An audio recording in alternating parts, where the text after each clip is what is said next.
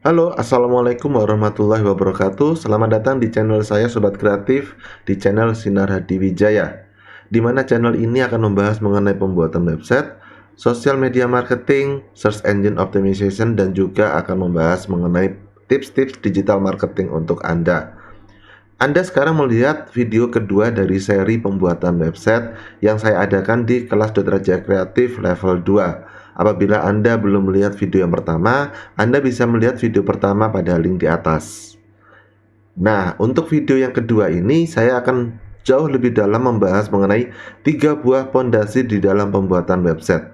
Jadi ketika kita membuat website tentunya harus ada pondasi yang harus kita persiapkan terlebih dahulu. Mari kita simak video tutorialnya sebagai berikut.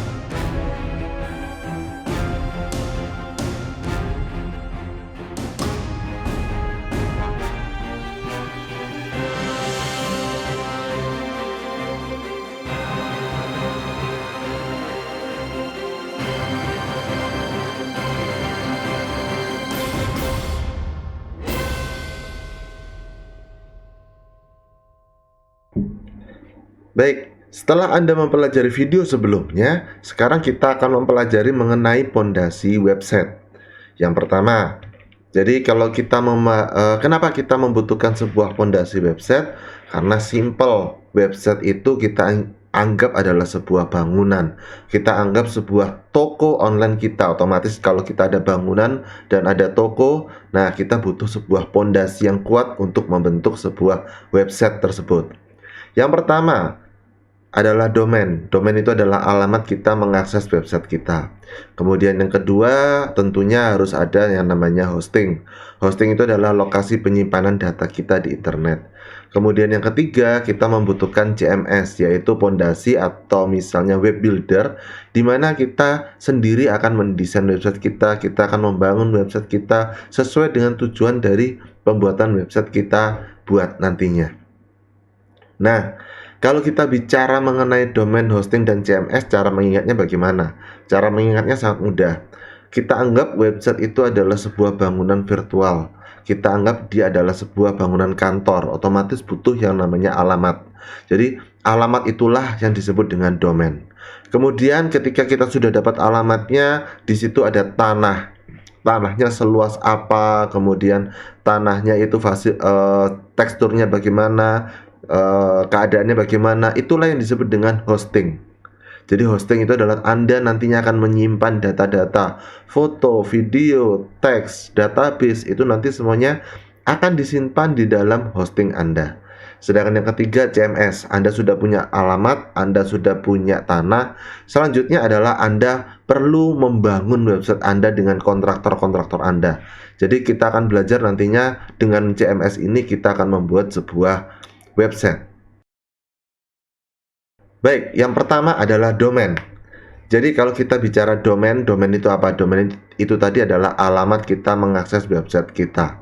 Jadi kalau misalnya dari presentasi yang saya sampaikan ini, domain adalah sebuah nama yang diberikan sebagai bentuk mempermudah Anda untuk mengakses jaringan tanpa menggunakan IP server. Kenapa tanpa menggunakan IP server? Artinya apa? Artinya ketika Anda mengakses sebuah website, Anda nggak perlu menghafal kode alamatnya. Kode alamatnya bentuknya seperti apa? Di situ kalau misalnya Anda ketahui kode alamatnya biasanya bentuknya IP address 192.168.11 misalnya, atau 137.155.2231. IP address itu kalau kita semuanya punya banyak website, otomatis kita akan bingung sekali menghafalkan satu persatu. Oleh karena itu dibentuklah sebuah istilah yaitu domain. Domain di dunia itu hanya ada satu. Jadi domain itu sifatnya eksklusif, hanya dimiliki oleh satu orang saja. kecuali kalau Anda menggunakan extension yang berbeda. Nantinya akan kita bahas. Ketika kita akan membahas mengenai domain, otomatis saya akan membahas mengenai 5 hal poin-poin yang ketika Anda akan memiliki sebuah domain. Poin-poin ini harus Anda ketahui ketika Anda memilih atau akan membeli sebuah domain. Yang pertama, domain itu harus singkat, padat, dan juga jelas. Yang kedua, harus menggunakan bahasa yang tepat. Yang ketiga, harus menggunakan keyword on domain. Yang keempat, menggunakan riset terlebih dahulu. Jadi Anda harus melakukan riset terlebih dahulu. Sedangkan yang kelima, pastikan ekstensi domainnya itu sesuai dengan apa yang Anda butuhkan. Nah, kita akan membahas mengenai yang pertama, singkat, padat, jelas. Ketika kita membahas masalah singkat, jadi dari pengalaman saya, dari guideline yang saya buat, bahwa nama website itu jangan menggunakan lebih dari 11 karakter. Sebisa mungkin maksimal 2 kata dengan maksimal 5 suku kata. Kita ambil contoh adalah Tokopedia, itu terdiri dari toko dan pedia. Kalau kita pecah menjadi suku kata menjadi Tokopedia. Kemudian kita ambil lagi Bukalapak.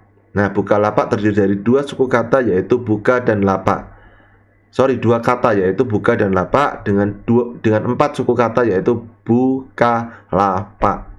Jadi kenapa seperti itu? Karena otak kita dirancang untuk mengingat banyak hal nama domain. Jadi pastikan nama domain yang kita sampaikan itu adalah nama domain yang singkat, padat, dan juga jelas. Nah, padatnya ada di mana? Padatnya itu adalah Anda menggunakan istilah-istilah yang sering Anda perhatikan, sering Anda jumpai. Contohnya apa? Kalau misalnya, Mas, saya punya sebuah toko, namanya Toko Serba Ada. Kan nggak mungkin nama domain kita tokoserbaadahisana.com. Otomatis kita menggunakan namanya adalah toserbahisana.com. Jadi penggunaan padat itu bisa diartikan adalah kita meringkas atau mencari sinonim kata, persamaan kata yang mewakili nama domain tersebut tetapi tidak merusak maknanya. Sedangkan yang terakhir di sini dari singkat, padat, dan jelas, yaitu harus jelas. Jelas ketika Anda mengucapkannya, kemudian jelas ketika orang mendengarnya. Kenapa Anda mengucapkannya perlu jelas? Kalau misalnya Anda menyebutkan nama domain yang Anda sendiri ketika mengucapkannya beribet, bagaimana dengan lawan bicara Anda yang mendengar kata nama domain Anda, yang mendengar domain Anda apa ya, kemudian Anda menyebutnya tidak jelas.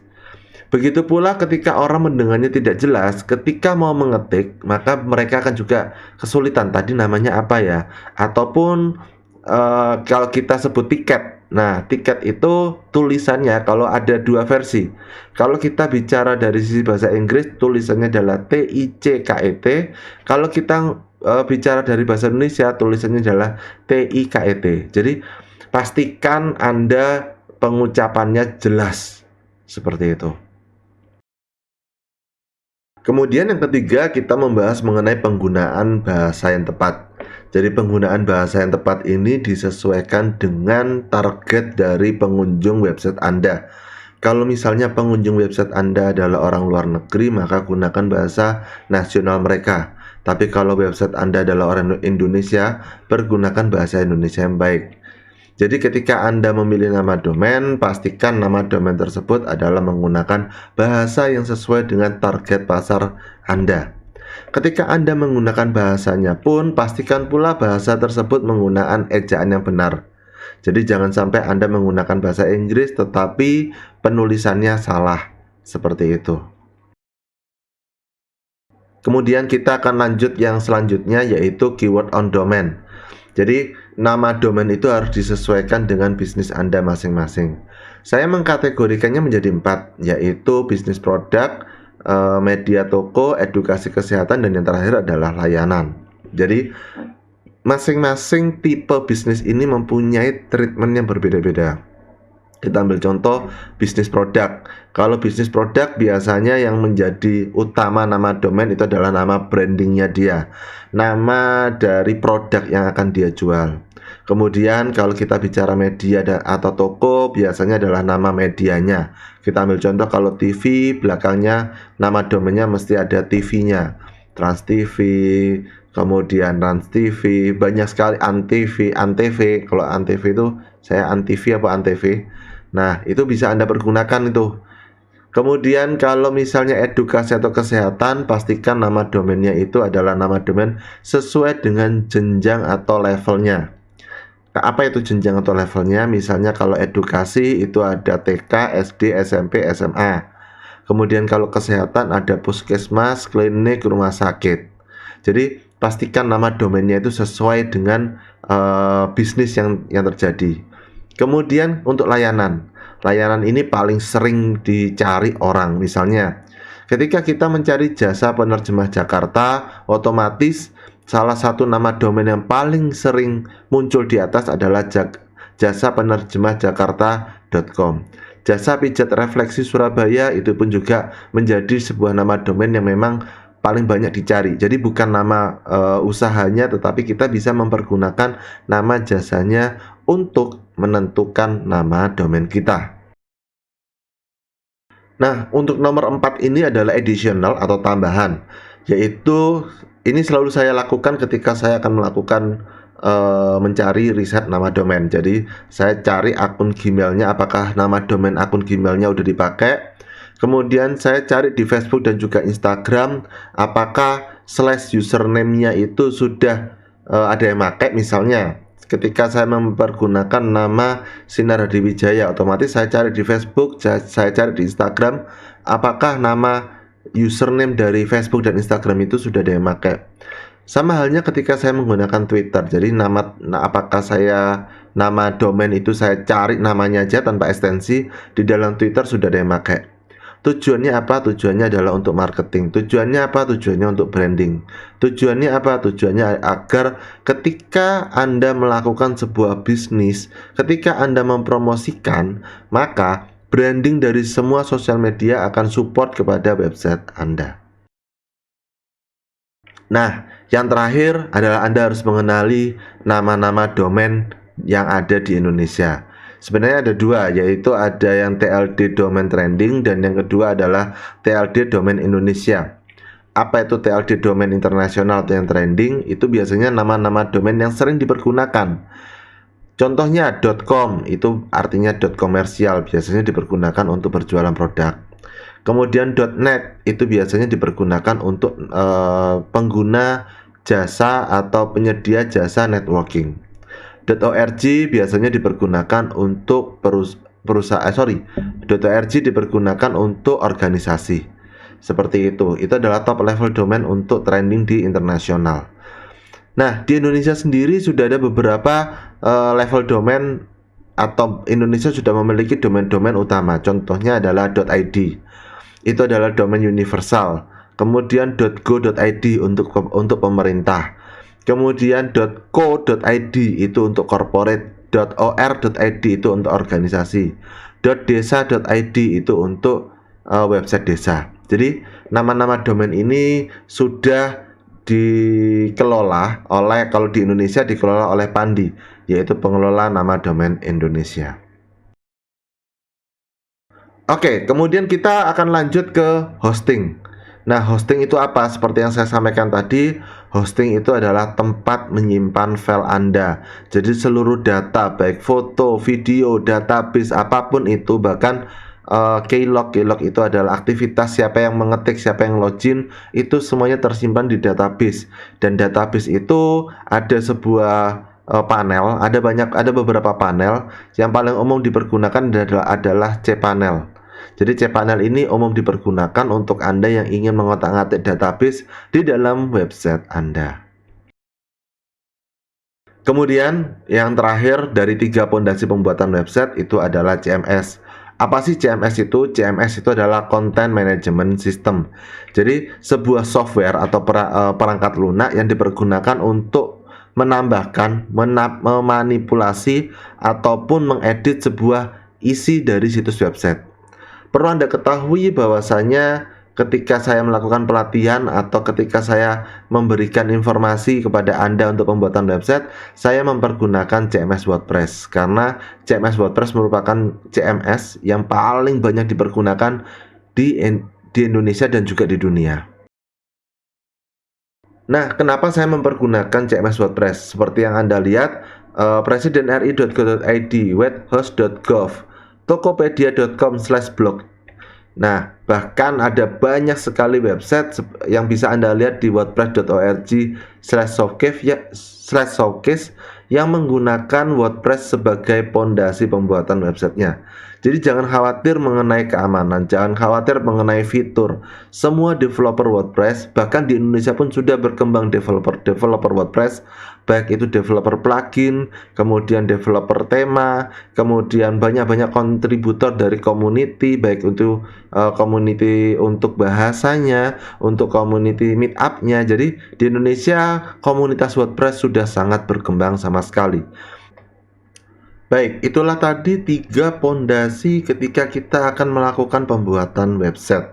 Jadi pastikan Anda sudah memiliki hosting, domain, dan juga Anda sudah memiliki keahlian di bidang CMS. Namun jangan khawatir ketika Anda belum memiliki keahlian di bidang CMS, silakan saja ikuti video selanjutnya karena kita akan membahas mengenai CMS WordPress di video-video selanjutnya. Jangan lupa untuk like, komen, dan juga subscribe channel ini, di mana Anda akan mendapatkan notifikasi ketika saya sudah melakukan upload video terbaru. Terima kasih banyak dan sampai jumpa di video selanjutnya.